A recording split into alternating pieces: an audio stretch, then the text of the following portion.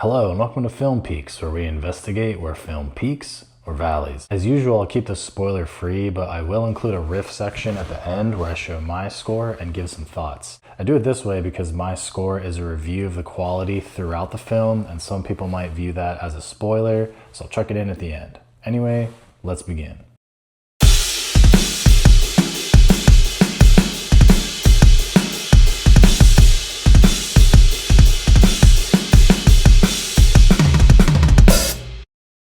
Now, if you watched season 1 of Beef, you'll know that it has a very specific kind of energy going on here. It starts off as something very small, something very petty, and something that most people would have just moved on from in the next 5 minutes of their lives.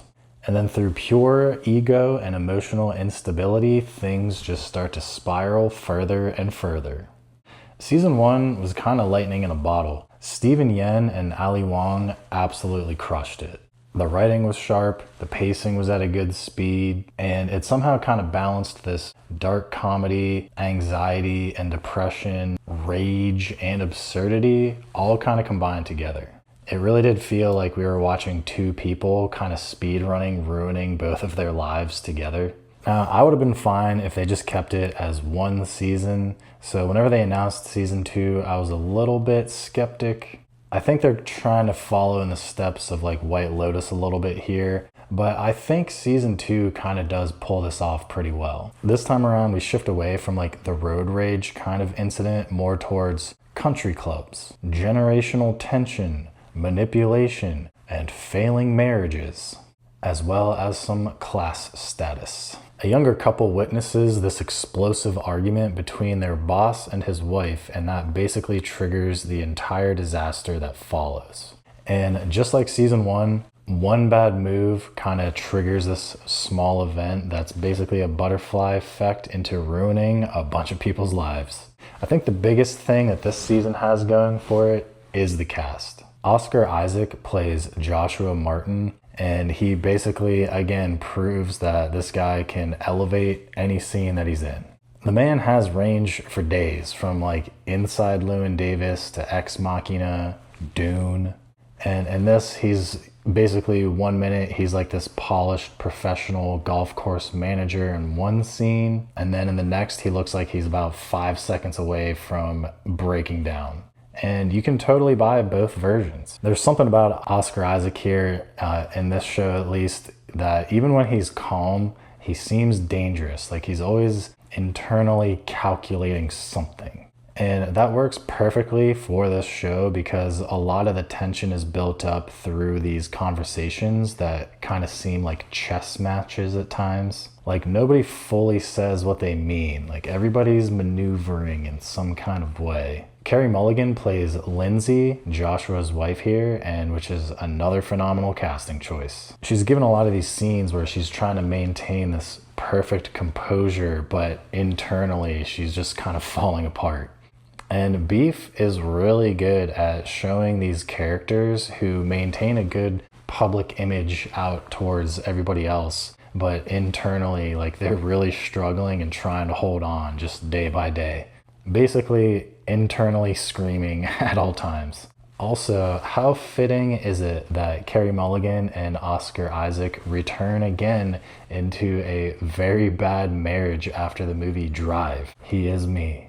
Then you've got Charles Melton and Kaylee Spaney as the younger couple in this that kind of are opposite of Carey Mulligan and Oscar Isaac. Charles Melton seems like he's been on a good run lately. Now, I did not watch Riverdale, but I acknowledge its popularity. And the movie Warfare was awesome, I thought, and I did not recognize him from that. Kaylee Spaney is proving to be one of the most reliable actors right now. I think I first saw her in Devs, which I thought was just pretty good. But then you get things like Priscilla, Civil War, Alien Romulus, and now this. So she's got an incredible track record at this point.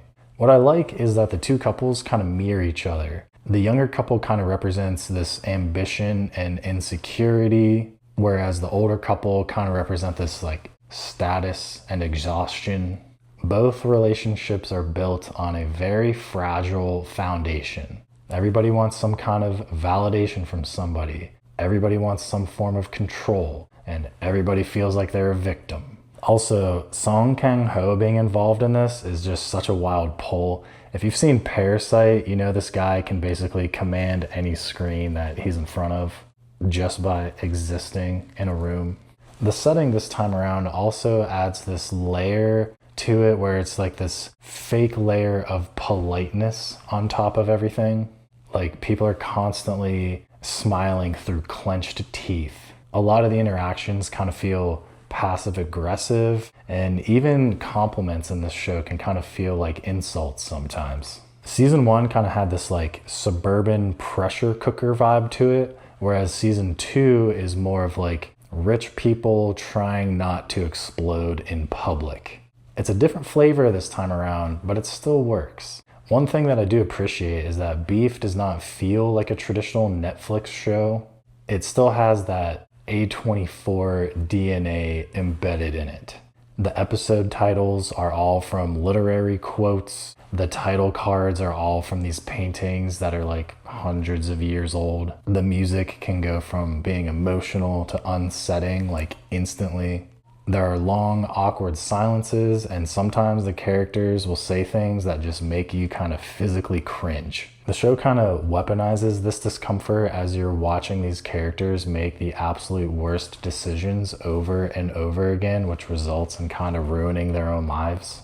The cinematography throughout I thought was pretty clean. The country club kind of gives this polished look on top of things when in contrast to the characters' actual lives and how messy they are. Everything looks expensive while internally everybody's kind of like emotionally rotting. And like the first season, the first few episodes seem relatively contained. The pacing again kind of gradually ramps up.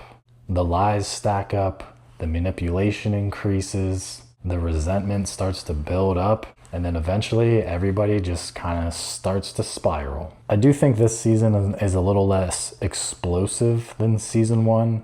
The first season kind of had this unpredictability to it. Steven Yeun and Ali Wong really felt like two fireworks kind of crashing into each other over and over. This season is kind of more restrained for the most part. I'll get to that in the riff section. It's more about this simmering tension rather than uncontrolled chaos. It just means that if you're expecting the same energy as season 1, you might be thrown off a little bit. This season kind of feels more like White Lotus mixed with Succession. It's kind of more about power dynamics, class status, and emotional manipulation. Still darkly funny, still uncomfortable, but a little less chaotic. When the show locks in, it really locks in. The arguments feel authentic, the emotional crashes do hit hard, the breakdowns that characters have are really well done, and the way that the show builds this tension through these tiny social interactions, I think is really well done. Another thing that I enjoy is I think that Beef does understand modern anxiety more than some of the other shows out there. It captures this feeling of constantly performing a different version of yourself while you're out in public. Whether that's pretending that you're successful, whether that's pretending your relationship is healthy, or pretending that you're emotionally stable, whatever. Everybody here is kind of putting on a mask, and the fun part of this show is watching those cracks start to form. The soundtrack is once again very good. The music choices seem very intentional. Sometimes it'll use these like softer emotional tracks to make scenes seem more tragic. But then other times it'll drop in things that are like surprisingly energetic as these scenes are falling apart. The tonal balance is honestly like one of the hardest things about this show, but I think they pretty much nail it for the most part. I also appreciate that they don't really like spoon feed you everything. There are some things that are left a little bit ambiguous in terms of character intentions. Certain characters genuinely do believe that they're doing the right thing, even though it might ruin somebody else's life. And that's what kind of makes the conflict interesting. Like, nobody wakes up thinking that they're the villain. Now, do I think season 2 reaches the highs of season 1? Probably not. Season 1 was kind of like one of those rare storms where everything just kind of aligned. I think it was a smart move to change this into an anthology. Could it have been its own IP? Sure. But if they tried to include Danny and Amy again to try to have them spiral again, it just would have been very unauthentic and probably not that entertaining. Instead, they took the themes of like rage, insecurity, class status, and emotional self-destruction and kind of applied it to a different environment. My main criticism is actually more towards the end. The first season was more grounded, and by the end of season 2, I think the way that they wrapped it up leans a little towards the silly side. It is way less believable than season 1, and there's kind of this big tonal shift towards the end that I think was just unfitting compared to the rest of the show. On that note, I think it is time to hit the riff section. So if this is your jumping off point, thank you for making it this far. Let me know what you think in the comments below, or check out the Film Peaks app. It's free on iOS and on Android. We move on. All right, we've made it to the riff section. This is your last chance to avoid any sort of spoiler before I show my score and give some thoughts.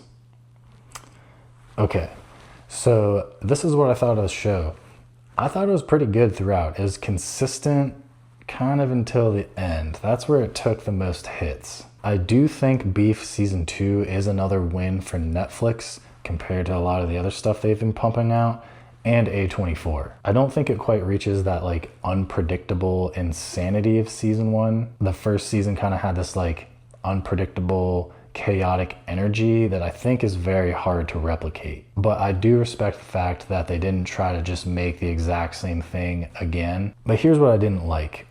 I think the embezzlement overall was a cool idea. I think they just kind of took that a little too far, or maybe way too far. To be influenced by essentially a South Korean warlord, it was just a little too much for me. Like, what happens to the guy that Oscar Isaac kills and then buries in his garden? That's kind of never mentioned again. And the ending overall was just a little too happy for me for what I expected. Like, I know Austin, you get some glimpses of him being like, is this really what I wanted? And Kaylee Spaney's character kind of just like adamant that this is the guy that she loves no matter what. But it seems like it really worked out for everybody except for Oscar Isaac for the most part. I don't think the whole South Korea setting was entirely necessary. Like, we're getting into like full-on action sequences with choreographed fighting scenes and assassins and just things that are kind of way too far out there from where they came, where Beef started with just a road rage incident. It just seemed like season 2 is meant to be more characters, more settings, and more chaos. Anyways, what do you think? Is Beef still good? How could it have ended better? Let me know what you think in the comments below or on the Film Peaks app. Again, free out on iOS and on Android. Thank you so much for watching, and I'll see you at the top.